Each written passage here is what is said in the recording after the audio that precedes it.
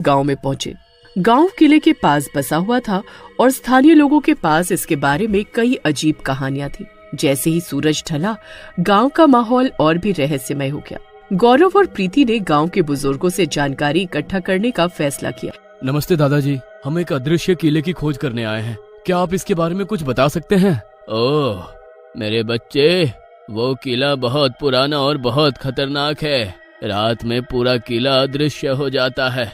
कई लोग यहाँ आए हैं लेकिन कोई भी वापस नहीं लौटा। क्या आपको लगता है कि हम उस किले को ढूंढ सकते हैं? सच तो ये है कि उस किले को ढूंढना बहुत मुश्किल है, लेकिन एक पुराना रास्ता है जो किले की ओर जाता है।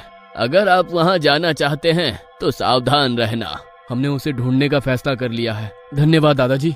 गौरव और प्रीति ने बुजुर्ग की चेतावनी को ध्यान में रखते हुए जंगल की ओर जाने का फैसला किया। अंधेरा बढ़ गया और जंगल की रहस्यमय शांति ने उन्हें और भी सतर्क कर दिया। उन्हें हर कदम पर सावधानी बरतनी पड़ी। गौरव ने एक पुराना नक्शा निकाला जो उसे गांव के एक बुजुर्ग से मिला था। गौरव, मुझे लगता है कि हम सही दिशा में जा रहे हैं। जंगल में एक अजीब सी शांति है। हमने नक्शे के अनुसार रास्ता चुना है, लेकिन हमें किसी भी संकेत पर ध्यान देना होगा। यहाँ कुछ अजीब। सतर्क रहना चाहिए। जैसे जैसे वे किले के करीब पहुँचे, उनकी चिंताएं बढ़ती गई। जैसे ही वे आगे बढ़ते हैं, अचानक पीछे से एक चुरचुरी आवाज सुनाई देती है। प्रीति ने भयभीत होकर गौरव की ओर देखा। गौरव, तुम्हें वो आवाज सुनाई दी? ये क्या था? मुझे नहीं पता, लेकिन हमें सावधान रहना होगा। और अपने डर को काबू करने की कोशिश की। देखो, ये नक्काशी और मंत्र कितने रहस्यमयी है। ये किले की सुरक्षा का हिस्सा हो सकते हैं। यहाँ की हवा बहुत ठंडी हो गई है और इन नक्काशियों से एक अजीब ऊर्जा आ रही है। हमें सावधानी से प्रवेश करना चाहिए। गौरव ने धीरे धीरे द्वार खोलने की कोशिश की। जैसे ही द्वार खुला, एक भारी और ठंडी हवा का झोंका बाहर आया। किले का अंदरूनी हिस्सा अब पूरी तरह से अंधेरे में डूबा हुआ था और जैसे ही उन्होंने अंदर कदम रखे, एक गहरी शांति ने जगह को घेर लिया। प्रीति ने गौरव की तरफ देखा। उनकी आंखों में भय था। क्या तुमने वो खड़खड़ाहट सुनी? ऐसा लग रहा है कि कोई हमें देख रहा है। मुझे भी ऐसा ही महसूस हो रहा है। हमें फौरन आगे बढ़ना चाहिए। हो सकता है कि हमें यहाँ कुछ महत्व। अंदर आगे बढ़ रहे थे। किले का अंदरूनी हिस्सा अंधेरा और ठंडा था। यहाँ कुछ न कुछ गड़बड़ जरूर है। हमें बहुत सावधानी से आगे बढ़ना होगा। तुम सही कह रही हो। हमें इन अजीब घटनाओं का सामना करना होगा और खोज जारी रखनी होगी। अच्छा आने लगी, जैसे किसी पुरानी घड़ी की टिक टिक। गौरव ने ध्यान से सुना और देखा कि दीवार पर एक पुरानी घड़ी की तस्वीर थी जिसकी सुइयां उल्टी दिशा में चल रही थी। देखो, वो घड़ी, उसकी सुइयां तो उल्टी चल रही हैं। ये बहुत अजीब है। घड़ी की टिक टिक की आवाज तेज होती गई और पूरा कक्ष उसके कंपन से चमकने लगा। सच में यहाँ एक अजीब दबाव महसूस हो रहा है। हमें और ध्यान से चलना होगा। गौरव और प्रीति की चिंता बढ़ गई। यहाँ सब कुछ बहुत अजीब है। हम किसी भी संकेत को नजरअंदाज नहीं कर सकते। गौरव और प्रीति ने इन अजीब घटनाओं को नजरअंदाज नहीं किया और किले के अंदर अपनी गहरी खोज जारी रखी। उन्हें पता था कि इन रहस्यमय घटनाओं का सामना किए बिना वे किले के रहस्यों को समझ नहीं पाएंगे। बीच में एक बड़ा सजावटी सिंहासन था जो किसी पुरानी कहानी को बयां कर रही थी। वातावरण में एक हल्की सी गंध थी, जैसे कि समय का स्थगन हो गया हो, जिससे कक्ष और भी रहस्यमय हो गया। कक्ष में छिपे रहस्यों को उजागर करने के लिए उन्होंने अपनी बुद्धिमत्ता और साहस का उपयोग किया। यहाँ महत्वपूर्ण जानकारी छिपी हुई है। हमें इसे ध्यान से पढ़ना होगा ताकि समझ सके। पांडुलिपि में किले के निर्माण की कहानी, उसकी अदृश्यता का रहस्य और उसे बनाने वाले जादूगर का वर्णन था। उन्होंने जप करने का फैसला किया। जैसे ही जप के शब्द हवा में गूंजे, एक प्रकाश पूरे कक्ष में फैल गया और अदृश्य शक्ति धीरे धीरे प्रकट होने लगी।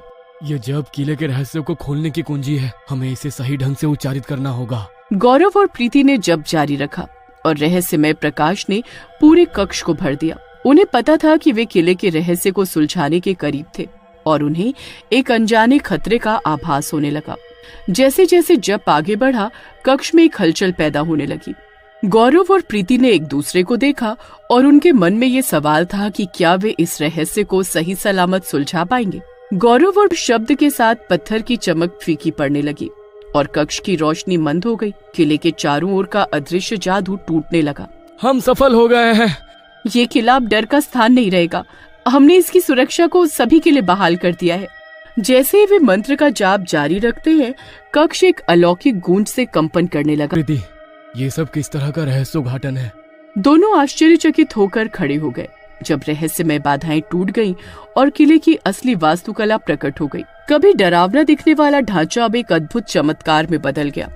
देखो गौरव, किले की सुंदरता प्रकट हो गई है। इसका असली सार इसके इतिहास और भव्यता में है।